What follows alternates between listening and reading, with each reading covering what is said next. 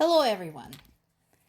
This particular piece is not widely covered by the US media, which doesn't surprise me. They are in the habit of sane washing what is going on in the Oval Office and inside the Trump administration. But I refuse to join that particular movement. I agree with another fellow independent journalist whom I greatly admire, Aaron Parnas. We're not normalizing this. I will not normalize this. And I will continue posting stuff like that because people need to know about this.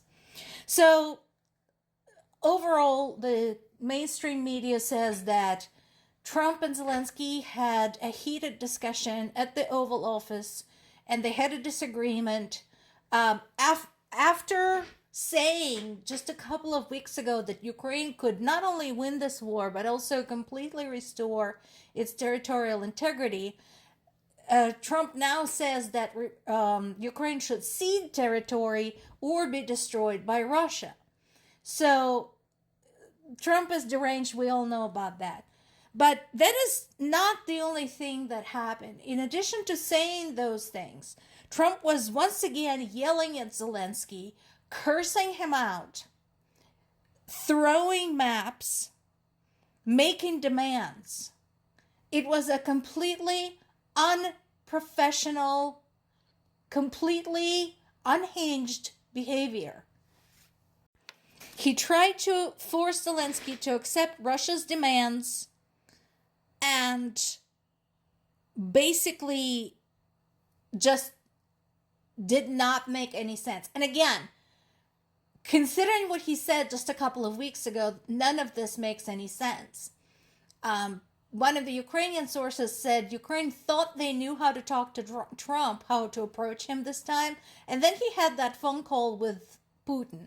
And it all went down the drain. And that is absolutely true. That usually is all it takes.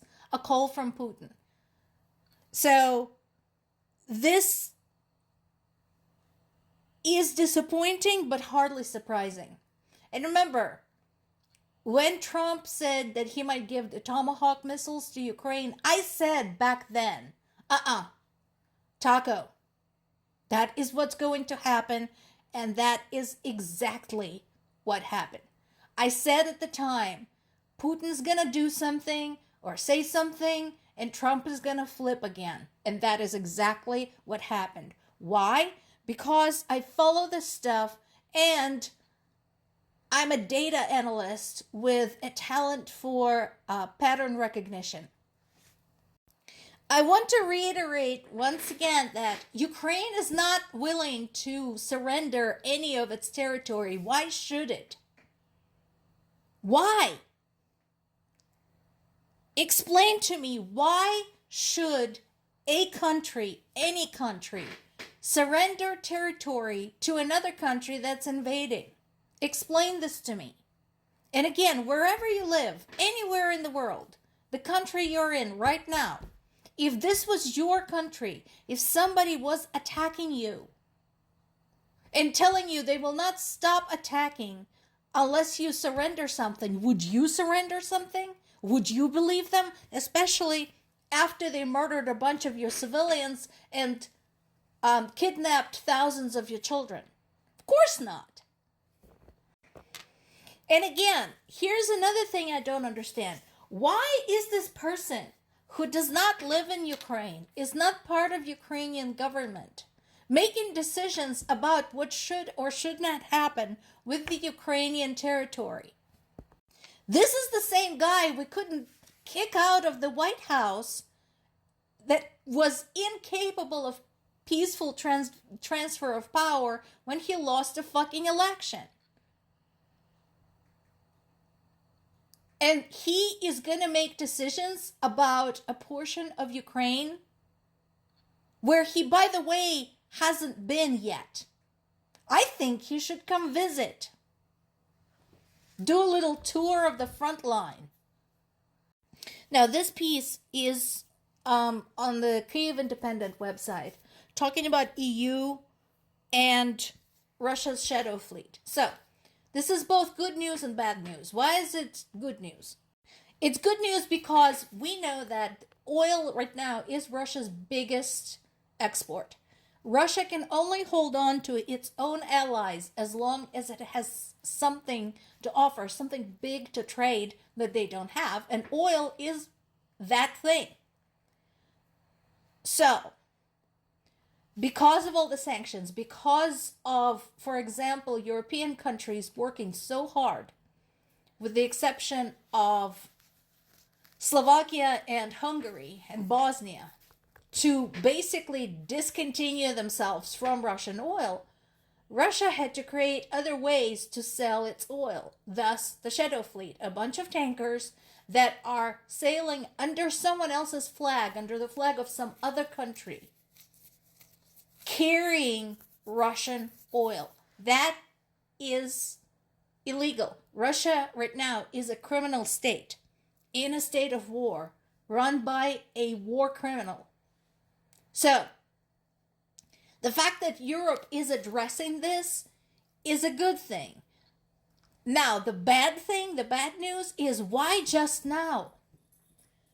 Remember, sanctions against Russia, especially in Europe, have been around since 2014, since the annexation of Crimea, since Russia's incursion into Ukraine's east, into the Donetsk-Luhansk region, since the shooting down of Malaysian Airlines MH14.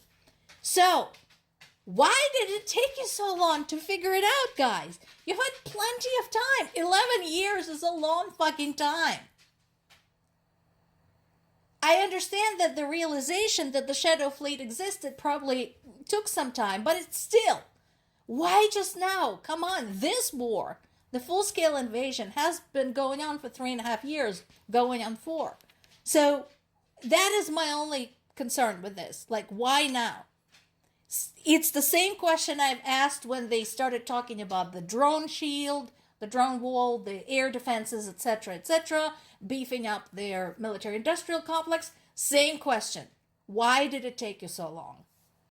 Some more good news from Ukraine's military. They used some long-range drones to hit Russia's radar system in Crimea. And they published a video. So this is, again, what I like about Ukrainian military is that wherever possible, whenever possible, when something big like this happens, they provide some type of evidence, something visual, something that can be verified by other parties. So there's satellite imagery, usually there, if the drone has camera on it, there is often drone imagery. So in this particular case, they provided a video of this drone strike. So this is in thermal vision, and the video shows the drone's last moments before hitting the very, very expensive, state-of-the-art new radar system established by the Russian military in Crimea. So stuff like that is always good news. And again, if they don't like what's going on, they can clear out of Crimea and just leave. They can do that at any time.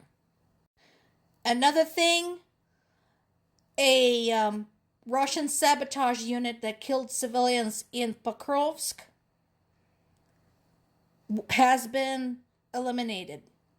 So this particular group has been infiltrating behind Ukrainian lines, behind the front lines, and committed war crimes in the Donetsk region. This was reported initially yesterday. So they are no more. They came to Ukraine with a sword. They died by the sword. More to come.